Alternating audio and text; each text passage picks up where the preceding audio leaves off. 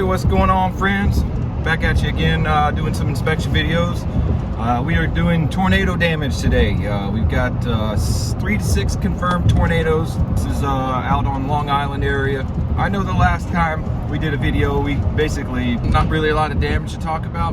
I expect there to be a ton of damage on this because tornadoes are very concentrated storms, and when a tornado rips through somewhere, there's usually pretty significant damage. So hopefully we'll get to see what really high winds will do. Well, hang out with us for a little bit. Headed out to the first one. It is, I believe, pronounced Pachog.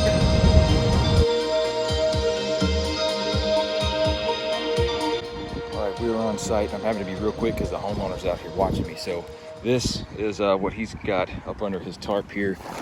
We've got a bunch of shingles missing. But I really wanted you guys to see how they're missing. If you notice, they're kind of like in a zigzag pattern. You've got entire diagonal rows like this that are missing. See here? And what you see, you do have some creasing going on here from where all of this was just lifted up and just blown up. We don't have, you know, crease here, crease here. They're totally missing. This is the most common wind damage I see on a laminate shingle, is they're just missing altogether. So we're gonna button this back up and get this guy watertight. Okay, another real quick thing that I just found. You get level with the roof, you've got some sections raised here and here. I just wanted to show you what they look like up close. The shingle's pretty much been pulled up, and when it came back down, it's not laid correctly. This one's kind of woven now with this one. And that one's all jacked up. Up another spot here. Look at this. See how this whole thing is unsealed? Definitely wind damage there. A little bit more over here. Man, this stuff is everywhere. Of course, he's got tons of trees down, so everything fits the story. Now the backside is not going to have quite as much damage, and you know, using a little bit of logic and reasoning, you would probably see why. If you've got winds that are blasting from a straight line direction, you're not going to have as much wind damage back here because this is on the opposite side of the house that's receiving all the wind damage. But you do still have some of these shingles that are torn. Okay. There's another one right here on the edge. You could understand why this would get some of the wind damage. I mean, it's right on the edge. It's able to get up under here and lift that up. So we're gonna call that wind damage as well. Here's gazebo roof. Lost a bunch of wood shingles there. We actually have a storyline here. This is not, you know, some random house that quote unquote has some shingles that are jacked up and then all the neighbors are totally fine. So you see, we had about 55 total on the front, and on the back we're looking so far about like 7, and they're mostly on the edges of the roof and around the ridge line. There's not a lot in the field. Even on the front side, there's not a ton on the field. We've got 3 here, a couple there, but most of it's all around the edge and all by this ridge here.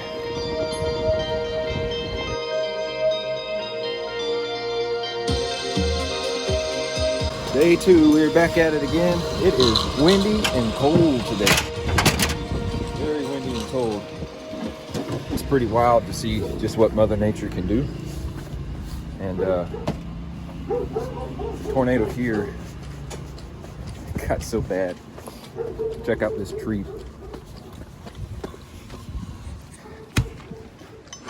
It basically just completely sheared an entire pine off. I mean, just like somebody took their hand and just broke a twig or something. Look at that. Guy is super lucky it didn't really mess his house up. He's got a damaged board on his deck. His grill's damaged. A couple spots on the gutter, but isn't that amazing? That's easily a 55 foot tree that was just chopped off by the wind. So let's see what we find when we get on the roof. Well, we have checked the roof pretty much all over, and there were some reports of some small pea-sized hail in the area, but real close to the shingle, you can clearly see there's nothing that would resemble anything close to hail damage. We don't have blistering, we don't have granule loss. Shingle's in pretty good condition. I mean, you can't really see anything wrong with it. Luckily, this tree, boy, it got close to hitting the house, but really all it did is the damage to this gutter here, and it clips that gutter there. And like I said, there's a piece of the deck there that's damaged, and a couple of personal items, but all things considered, this guy is super fortunate. So we're gonna finish wrapping this. We're gonna put a test square here just to show that there is not any hail damage, there's no wind damage, there's no tree damage, and keep it moving to the next one.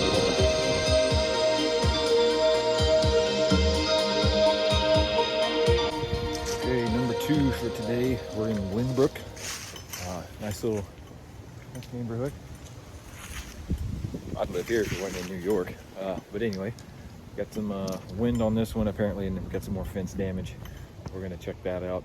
We're gonna start on the roof on this one, and then we got a garage to check, but let's go up top and see what we find up there. Well, I thought I was gonna be able to hit this top section with my collapsible 22, and it's just not gonna work. Plus the porch roof here kind of sticks out too far, so we're gonna have to do a double pull here. Taking a look, this is gonna be basically the north side, not exactly north, but close enough.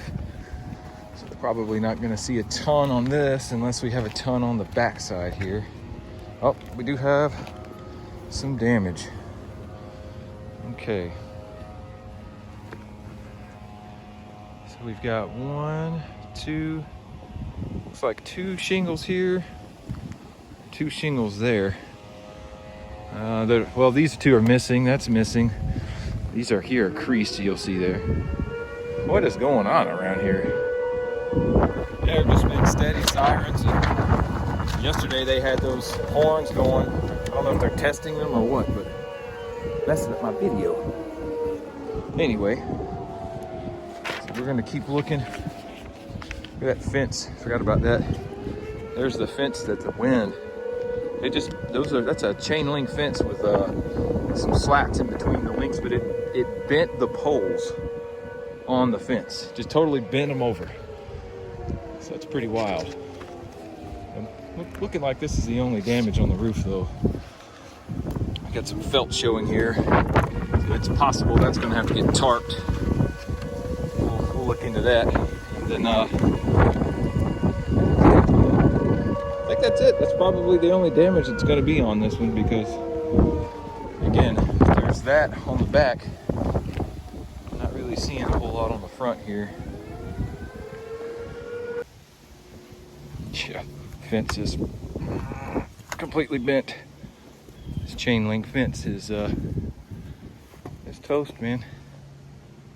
It's got to be a good 70 mile an hour straight line wind to do that. On the garage, we got a good bit more damage.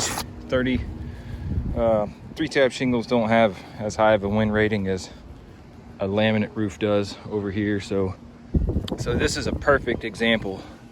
One of the other videos I remember mentioning about how one of the big things you can tell if something's been vandalized or if it's legitimate wind damage is look how perfectly straight this crease is. I mean, it's perfectly straight, because the wind with equal force across the tab is able to press this thing back.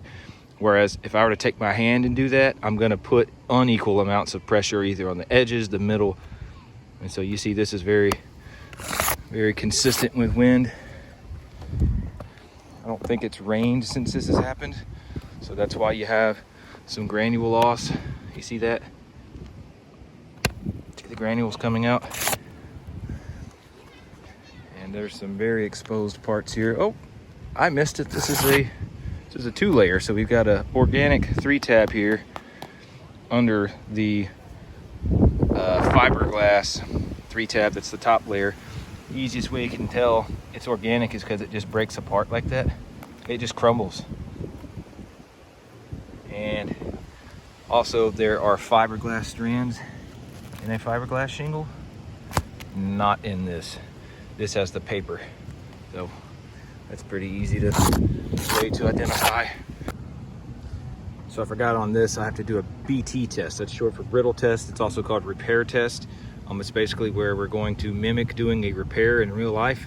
And by doing that, that will demonstrate if this shingle is repairable or if it is not.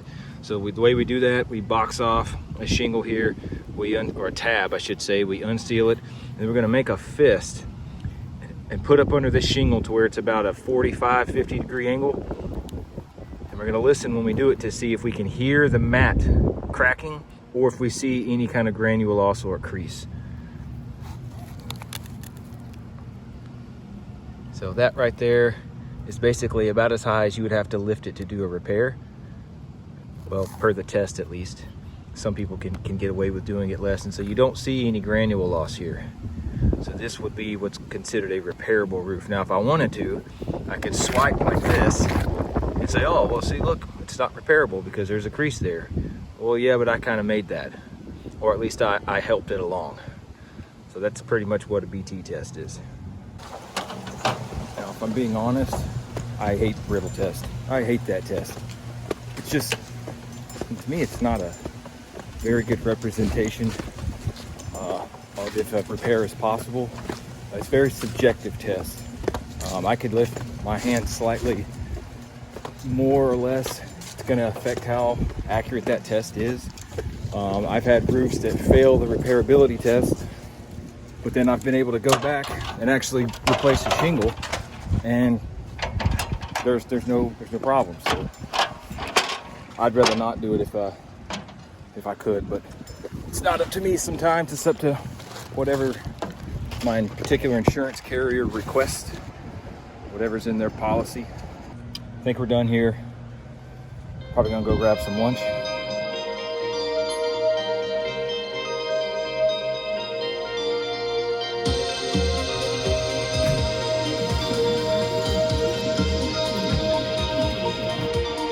And I'm telling y'all, you gotta hit up these delis. The delis up here are frickin' where it's at, man. If you like a sandwich of basically any kind, you need to swing by any little local spot you see. It's probably gonna be pretty fire. And we're gonna see how good this Italian is. I got really high hopes, and I don't think I'm gonna be disappointed. I mean, look at this. This is a huge sandwich. This half this sandwich weigh a pound. That's great. Oh my gosh. Oh.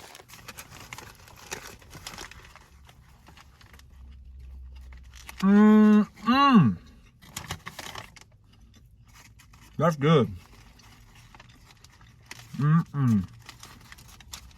you can eat one of these for breakfast and one of these for dinner.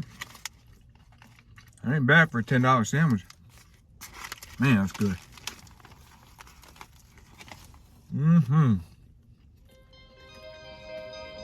Thank you, local sandwich shop.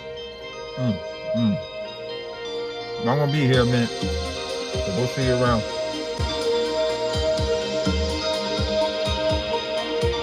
All right, we just got here East Meadow, I think it's this area, and right off the bat, we've got some siding damage here. Homeowner, or maybe somebody who knows, has made a temporary repair to try to mitigate and keep anything from getting inside, like water maybe. You've also got some damage to these wraps that go around the window. I assume that one's probably blown off by the wind, but this is likely some kind of wind-blown debris.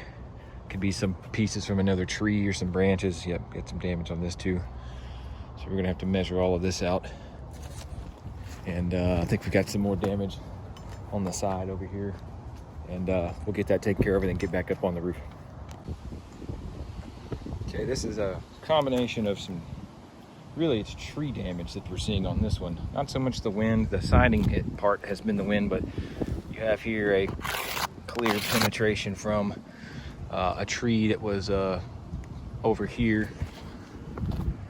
Then on this side of the house, he's got this tree that did the damage to this side of the house. We've got some more. That's tree damage right there.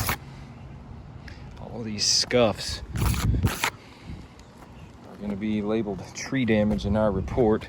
This is a little bit more of just a blemish, but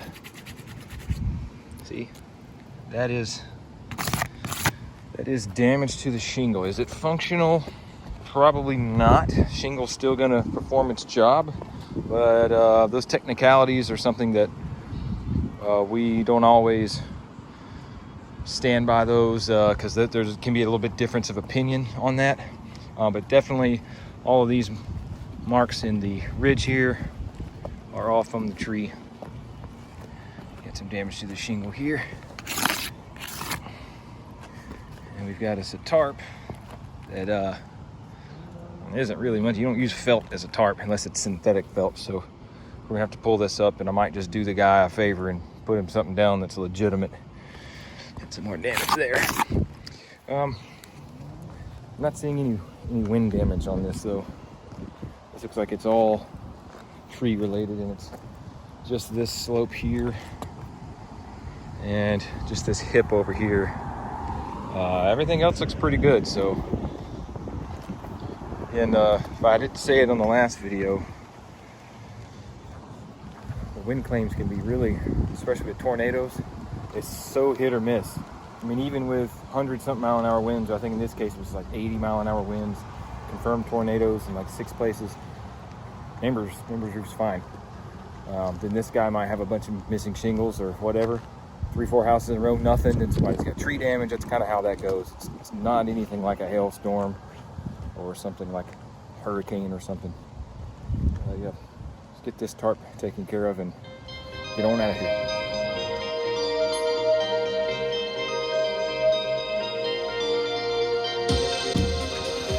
Well, I think you guys are really catching on to what we're trying to talk about here as far as tornado damage, straight line winds, and we're probably going to go ahead and just end the video here. We got the grill going, a little asparagus on there now, steaks are already done. So hey, thanks for hanging out with us today. Really appreciate the support. We have grown immensely this year, so by all means, definitely give us a like and a subscribe. We appreciate you guys. It's really fun to put these together and kind of show you guys some stuff that, listen, I know you might work a market for a long time before you see some of this damage, and that's fine. But hey, thanks for hanging out with us again, and be safe out there. I'm sure we'll see you on the next one. Peace.